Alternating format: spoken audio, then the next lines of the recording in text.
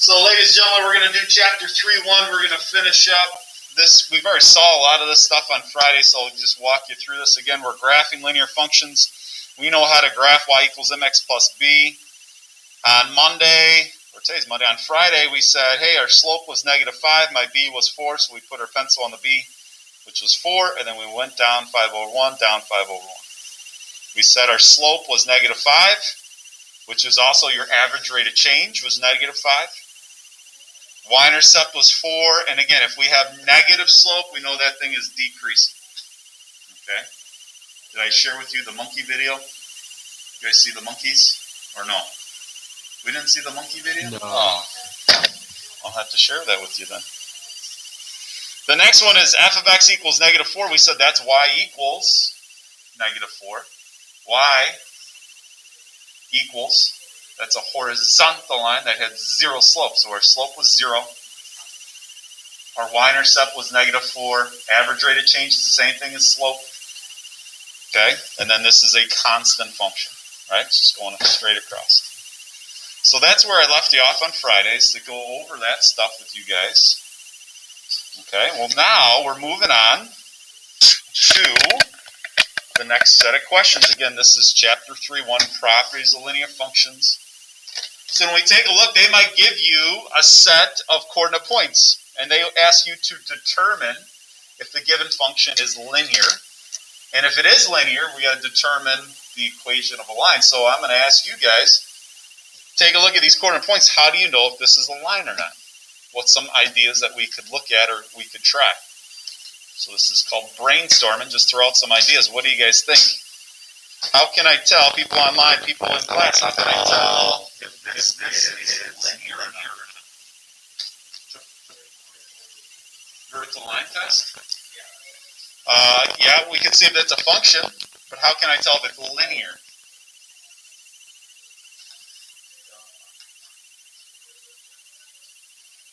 How can we tell if it's linear? One thing we could do is plot these points, right? And just see if it makes a line. Right? That's one thing we could do, just plot these points on a coordinate system and see if it's linear. But I don't want to do that. Connor doesn't want to do that. That'd be crazy. It'd take too long. So what else can we do? Look at these x values. Look at these y values. What do you notice?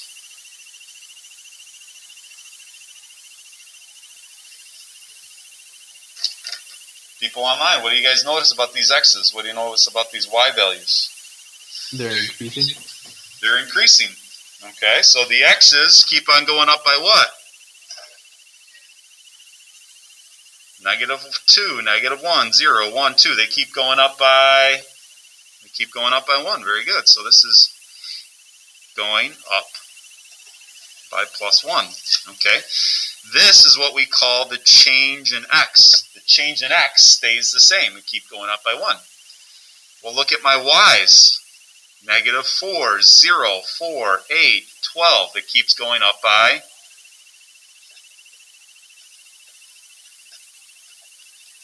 how much? Going up by 4. So going up by +4. This is what we call the change in y. Okay? Well, if the x's are going up by 1 and all the y's are going up by 4, that means I have a perfect slope here. Okay? Remember, my slope is rise over run, which is the change in y over the change in x. We know y2 minus y1, right? We know y2 minus y1, we know all over x2 minus x1. That's the change in y over the change in x. Okay, so if these are all going up by the same amount and these are going up by the same amount, then we definitely have something linear. Okay, so this is a yes, it is linear. And my change in y over my change in x, my slope is going up by 4, so 4, going up by 1, so 4 over 1 are 4 for my slope. Okay?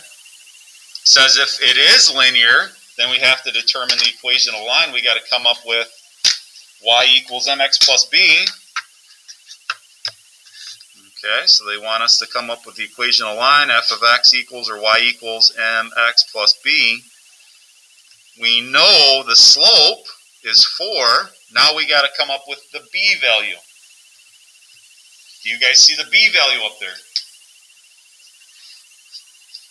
What do you guys know about the b value? Hayden, what do you know about the b value?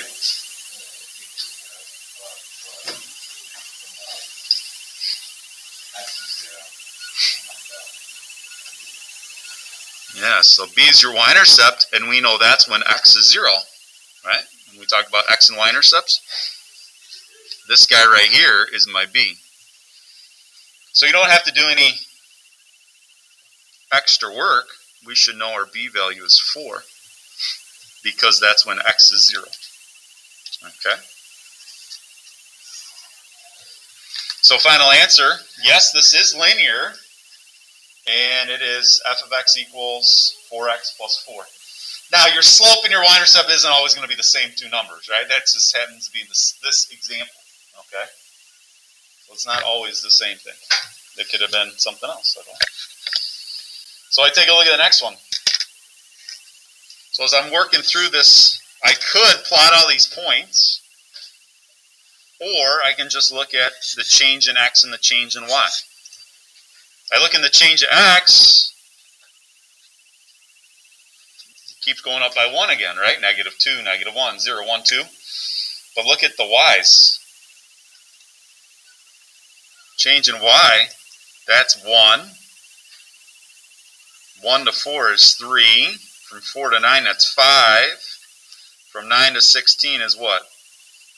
7. That's not going up the same amount every time. Okay, so if it's not the same, then we know it's not linear.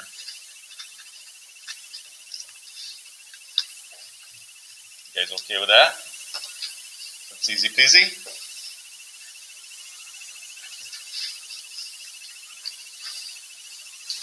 All right. You guys have any questions on 3 or 4? No questions. That's easy, Mr. Gotsch. Let's move on to the last 2. So the next thing is we have what we call direct variation. So we can see it here nice and pretty. So we have direct variation. The first thing we got to remind ourselves is about domain and range. We know domain is what values? What's our domain? What's our range? Domain is... Yeah, buddy. Domain is my x's, and then my range are my y's, or f of x's, right? So that's what we talked about in chapter 2. Chapter 2.1. We also talked about inputs are my x's, or my domain, which means the range is my output. And then last but not least, independent variable versus dependent variable. We can make x be anything we want, and then we plug that in, and then y depends on what you chose for x. Okay? So input, output, independent, dependent, those are all interchangeable words. All right? So when we're talking about direct variation, it says if you are given 2 quantities such as x and y, then it says y varies directly as x. Or you might see this, y is directly proportional to x. So if you see that, then you know you're dealing with this equation, y equals kx, where k is some constant. Now normally we see y equals mx plus b. That would just be your k value is your slope. Okay? So that's the same thing. So m and k interchangeable. M and k are just going to be numbers. So you're going to get a number right here. Alright, so if you see that, y varies directly on x, or y is directly proportional to x, then we know we have this equation to work with. So example 5 says the monthly payment P on a mortgage varies directly. So P varies directly with the amount borrowed B. So if I didn't read anything else, I know I'm doing direct variation. I know this is like my y varies directly on x. So right there, I know y equals kx because it varies directly, or in this case, payment is equal to k times b. So just from that first sentence, I know exactly what my equation is. Okay? So I take a look. I keep reading. It says if the monthly payment of a 30-year mortgage is $6.65 for every $1,000 borrowed, find the formula that relates P to B. Okay, so we need to come up with a formula.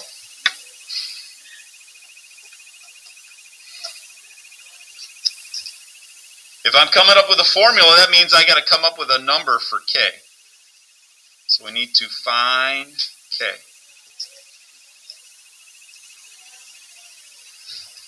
All right. So first off, does this make any sense what we're doing here? We're buying a house, 30-year mortgage, right? You guys are what, 17, 18 years old? Right? I bought my first house when I was 25. Yeah? So for you, that's what, 7, 8 years from now? Can you believe that? You might be buying a house in 7 or 8 years? Does that blow your mind? Yeah? Crazy. So when I first bought my house, I was 24, 25 years old, right? My realtor gave me a sheet, little index card. And it had interest rates on it, okay? And it had how much it's going to cost me per $1,000 for me to buy a house. Okay, so for every $1,000, that's 6% back in 2004, 2005 when I bought my house. Interest rates were at 6%. It would cost me $6 for every $1,000 I wanted to borrow. Okay, why is that important? Why do you care about that? Well, this is going to identify on what kind of house I can buy, right? Can I come out of college and buy a $500,000 house or $1 million mansion? No way, I can't afford that. $6 for $1 million bucks? I don't have that on a monthly, paycheck, right? So it's going to kind of give you an idea of how big of a house can you buy. Does that make sense? So this is very realistic. $6.65 for every $1,000 borrowed. You're looking at an interest rate over 6%. So somewhere between 6 and 7. Okay. Now, interest rates right now, when I bought a house in 2004, they were at 6%. When I just refinanced my last house, it was at 3.25. And now they're hovering right under or just at 3%. Okay, so interest rates have come down a little bit, which is nice. Okay, you can buy more of a house because you can afford more per month. Okay, hopefully that's making sense.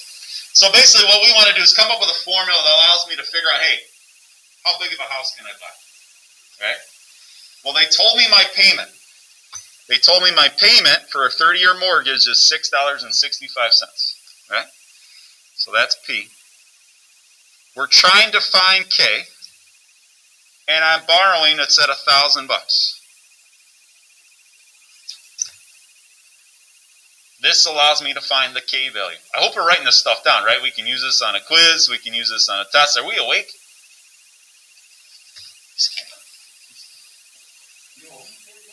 Yeah, you sure? You need to do some jumping jacks? Are you sure? Oh, man. Woo! Somebody up late playing video games all night. So I want to find K. I'm going to go ahead and divide each thing by 1,000. Move that decimal place over 3 spots or use your calculator. And we should get our K value is 0.00665. Boom. So if I want my formula, plug that in for your K, 0.00665 B. So if they want your formula, there you go. I got P equals 0.00665 B. Any questions so far, y'all? So far, so good? All right, now we can answer the last questions. It says, now that you have your formula, find the monthly payment when B is $220,000. So you want to buy a $220,000 house, so that's how much you want to borrow. So how do I figure out my payment? What do you guys got to do? Suggestions. Yeah, so now I got my formula, and now I know the big house that I want to buy. So now, Lorelei says, let's plug it in, plug it in. I'm going to plug in that 220,000. Calculators mount up. Plug it in. What do you guys get? What's 0.00665 times 220,000?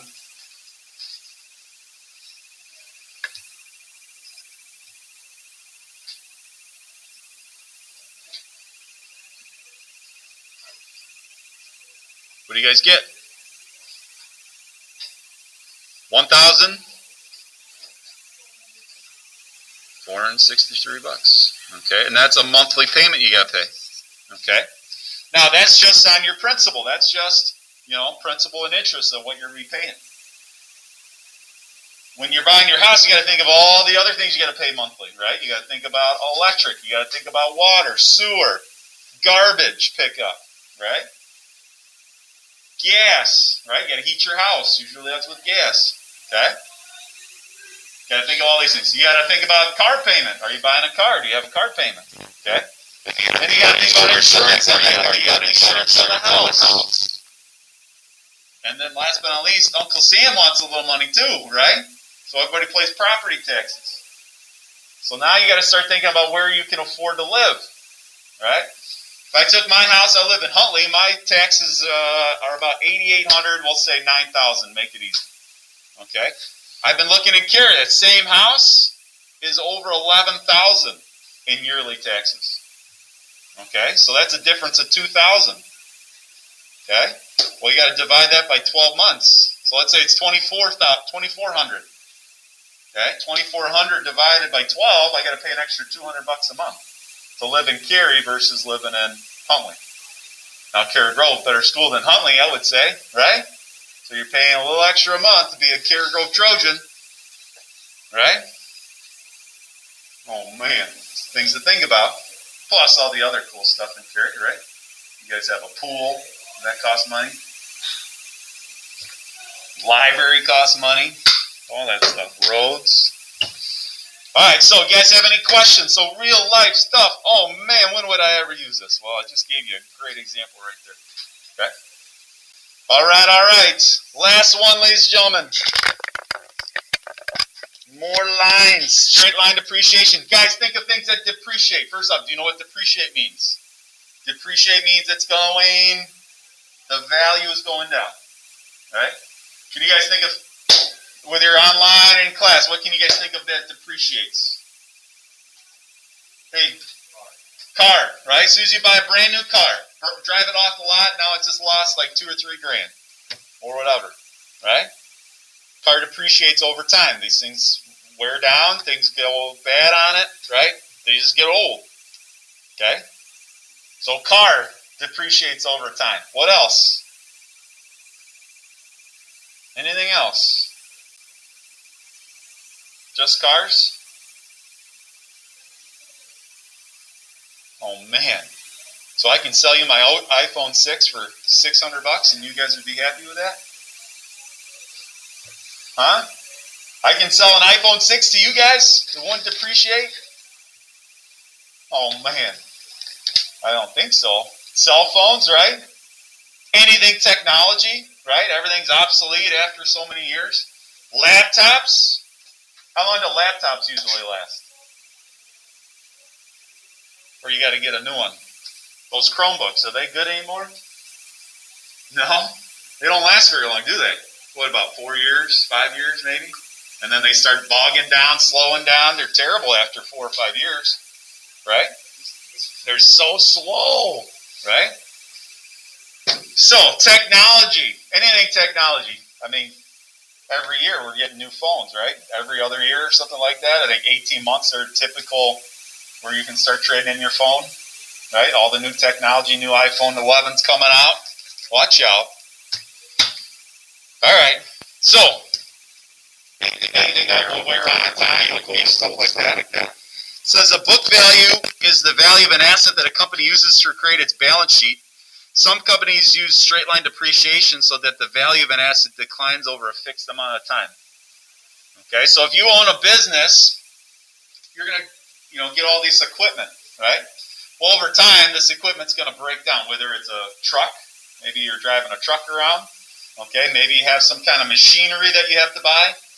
Okay, well, one way for you to take a tax cut or get a tax cut at the end of the year when you're paying your taxes is to do what we call straight line depreciation, so that you can take that depreciation off of how much you're making, off your profit. Okay, so for example, I had to use straight line depreciation. I bought that house in 2004, right?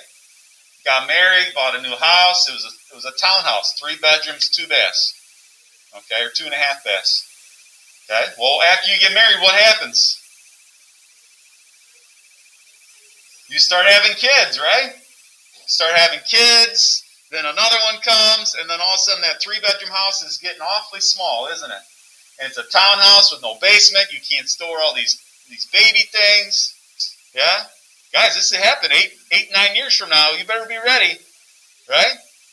Oh, man. I wasn't ready. Holy cow. Anyways, American dream, buy a house. Price of that house goes up. You buy a bigger house. Price of that one goes up, buy a bigger house, right? Just keep on going. Well, guess what happened? 2008, 2007, guess what happened? The economy went, right? We had that little depression there.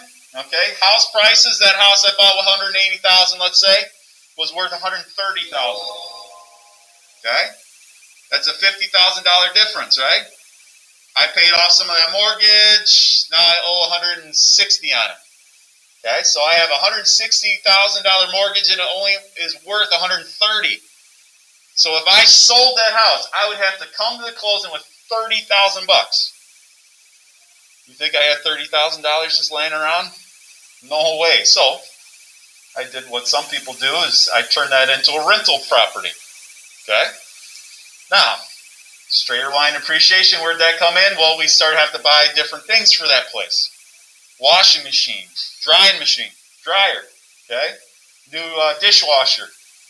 Those are pieces of equipment. Over time, they start going down and down and down, right? Don't work so well. So I could use straight line depreciation to take some of that, money I was making off of rent. I could take that off at the end of the year, that straight line depreciation, so it'd show I wouldn't be making so much money. Does that make sense? Okay. So straight line depreciation, very applicable of, now, how did I do that? Well, at the end of the year, I fill out my taxes using TurboTax, and that was one of the programs that allowed you to do. Okay? They do all that straight line depreciation for you, but this is how it works. Okay? So hopefully that makes sense. Hopefully if you're online or in class, you're following what I'm talking about. You're using the line y equals mx plus b, where m is your slope. You take the opposite, the negative original cost, and divide it by how many years there are. And b is what your original cost is at time 0. So at time 0, it's whatever, and then it starts going down. That's why our slope is negative. Okay, it's depreciating. So here it says a company just purchased a new computer, $3,000. The company chose to depreciate the computer using straight line method over 5 years. Write an equation that represents this and then predict the book value after 2. So again, we have to come up with an equation in terms of y equals mx plus b, and then we'll be able to answer that question. What's our equation f of x after 2 years?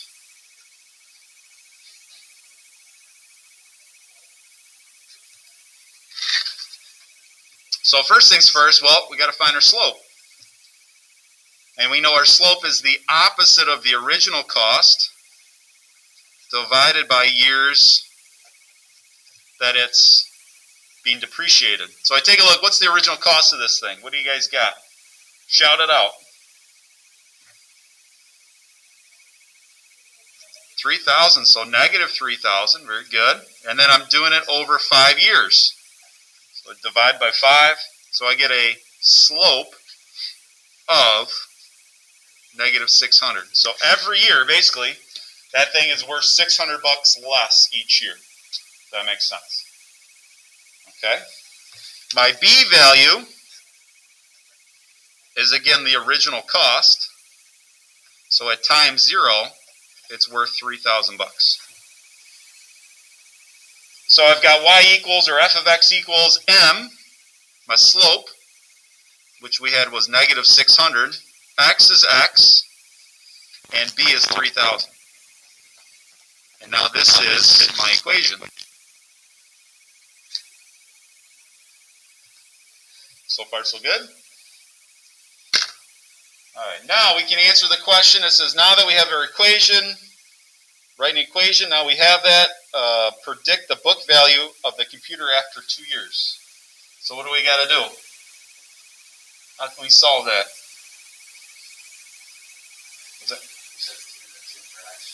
Yeah, plug it in, plug it in. I got f of 2. That just means put in x is equal to 2. So I have negative 600 times x, which is 2, plus 3,000. So some of you guys can do that in your head. Some of you can't. So again, negative 600 times 2 is negative 1,200, plus 3,000. And what do we get? What, 18? 1,800. Dollar signs, guys, go on the left. So after 2 years, it's worth $1,800. Every year, it's losing 600. So first year, after the first year, 3,000 minus 600 would be 24. And minus 6 is 18. Then minus 6 is worth 12. And after 5 years, that thing's worth nothing, right?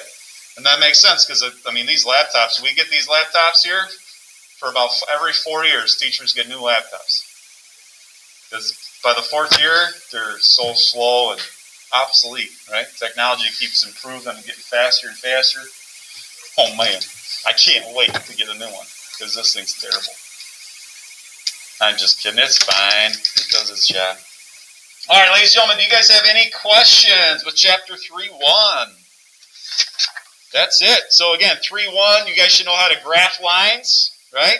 We know how to do that. We did that in chapter 1.4. You should be able to use average rate of change to identify positive slope is increasing, negative slope decreasing, and if it's zero slope, it's constant. You should be able to look at a graph and identify it's increasing, decreasing, and constant, and then I gave you 2 examples of where you build linear models.